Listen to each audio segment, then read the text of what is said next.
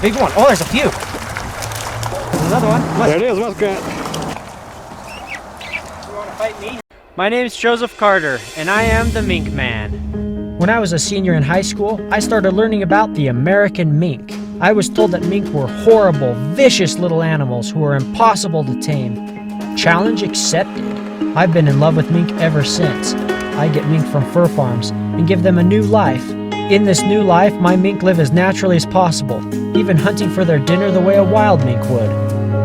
So come join me on my adventures as we learn more about this intense little predator, the amazing American mink. Through all this effort. Get this on film here. All right, look at this amazing muskrat den. It goes all the way to... crap. I don't know why they do this. Why would they go through all this effort to like not even go anywhere? There's not even roots here to eat.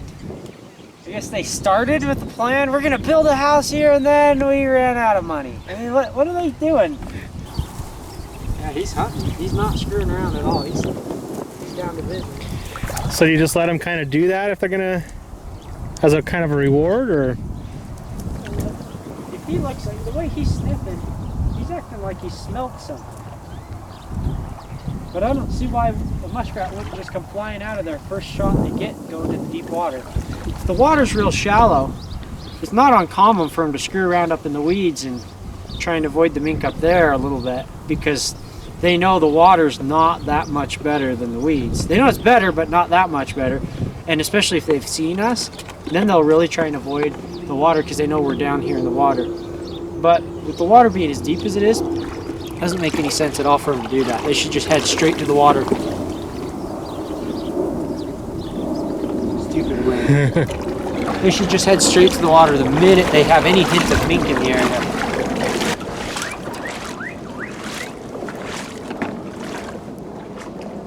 Yeah, don't play with that dead skunk. That's pretty gross.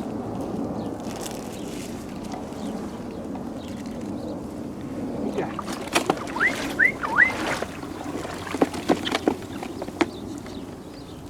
Get your tail out of the door there. Don't you be it?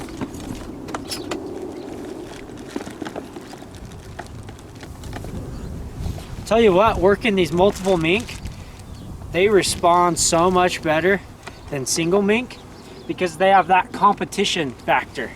They know my sister or brothers can, if they get there first, they'll eat it all and I'll miss out. It's kind of like if you're an only child, mom calls you to dinner. Jimmy, come eat. I don't want mom, I'm playing video games.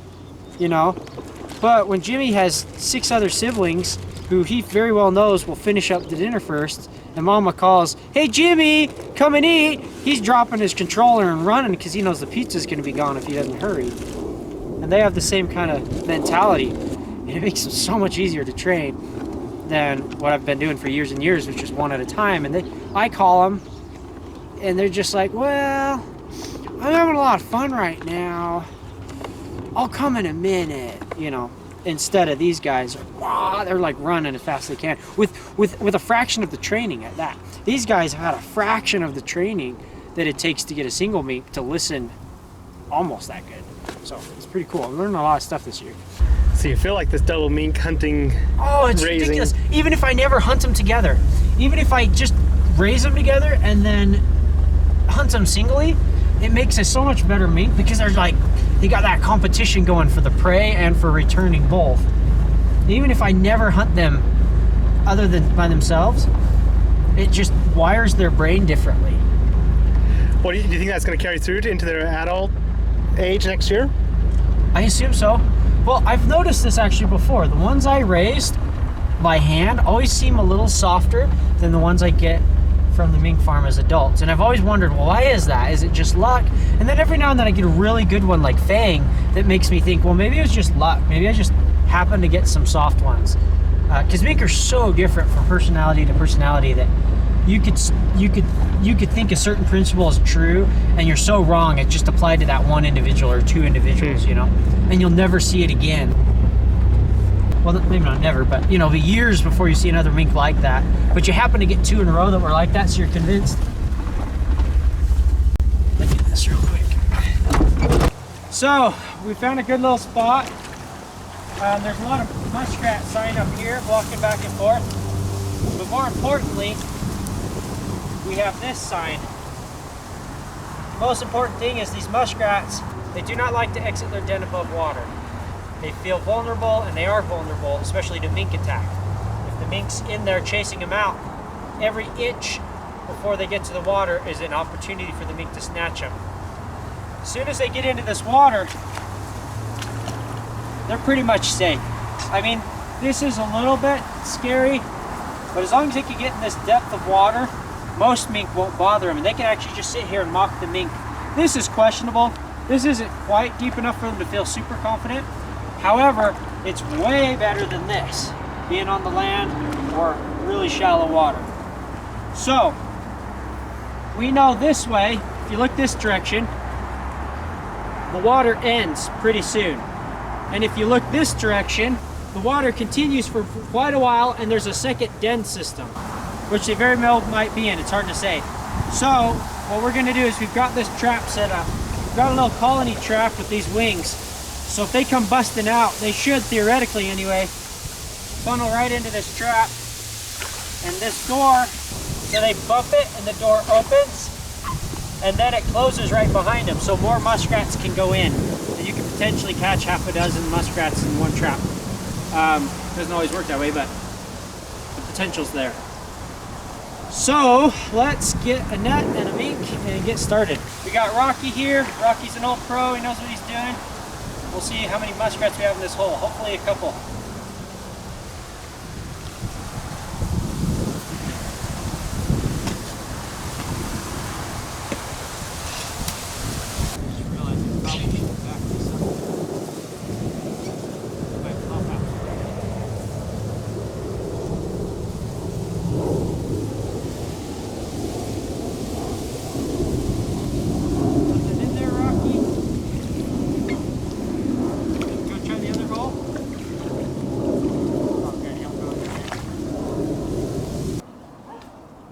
Nothing, huh?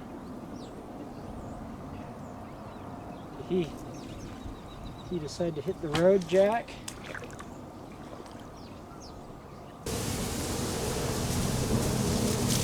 There goes. Brown rat. Oh, you missed it though. Where'd he go? There he is. Woo!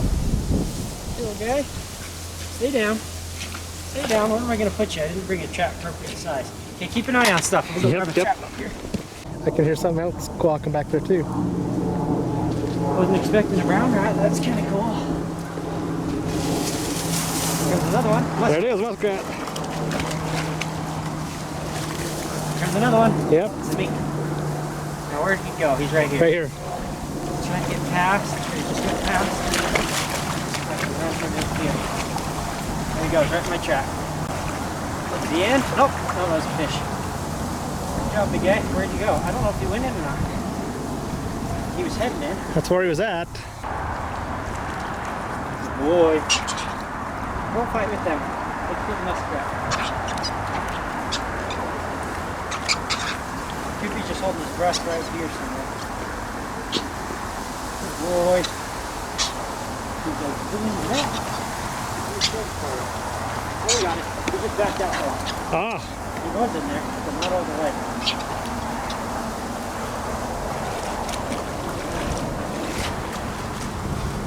He's like, hey, give me my muskrat.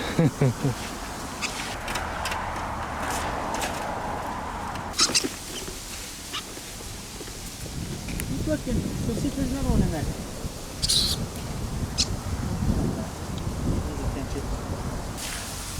After cleaning out the first den system, Rocky and I headed upstream to check out the second den system. I was thoroughly pleased with how well Rocky was working. He had a perfect combination of both working independently and searching out muskrats on his own, as well as working cooperatively with me and allowing me to guide him to where I believed the next muskrats were hidden.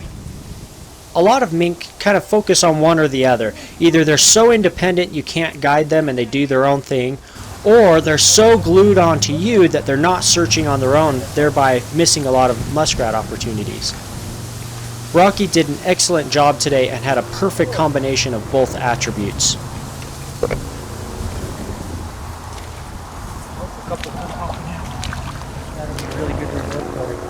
And here it's shallow and I'm picking now. So that would be excellent.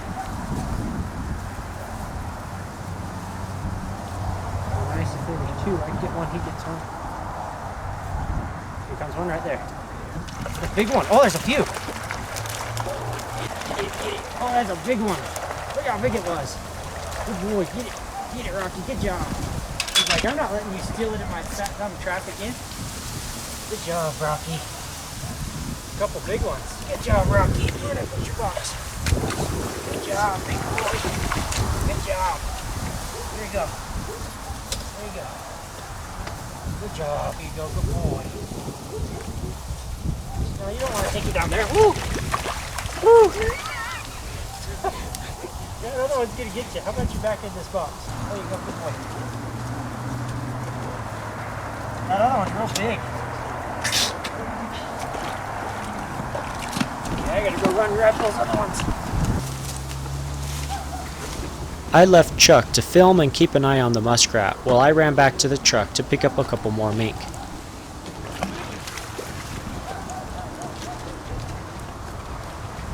There's a den right there he went in.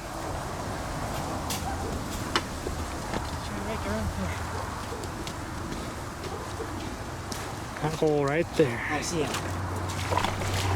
The mink I was bringing with me were actually the sons and daughters of Rocky, Ita, Ote, and Spot.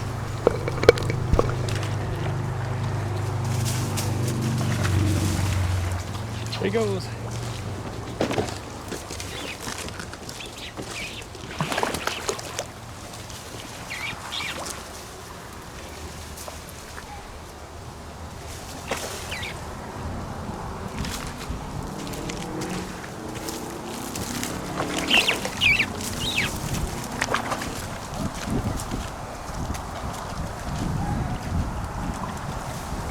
Out of this group of young mink, the big brother, Spot, was the only one to really actively pursue the muskrat. However, in his inexperience, he wasn't quite sure how to find it.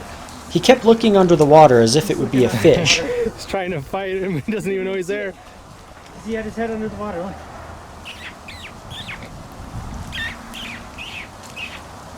Look up. So how to turn your hunt with young mink.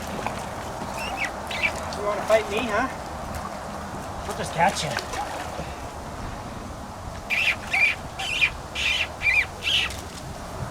Go look above the water. You guys look. Look right there. Are you kidding me? There you go, see? Obviously, this muskrat was on the fight enough, I could have just caught him myself. However, I really wanted this young mink Spot to learn from this valuable experience. There you go.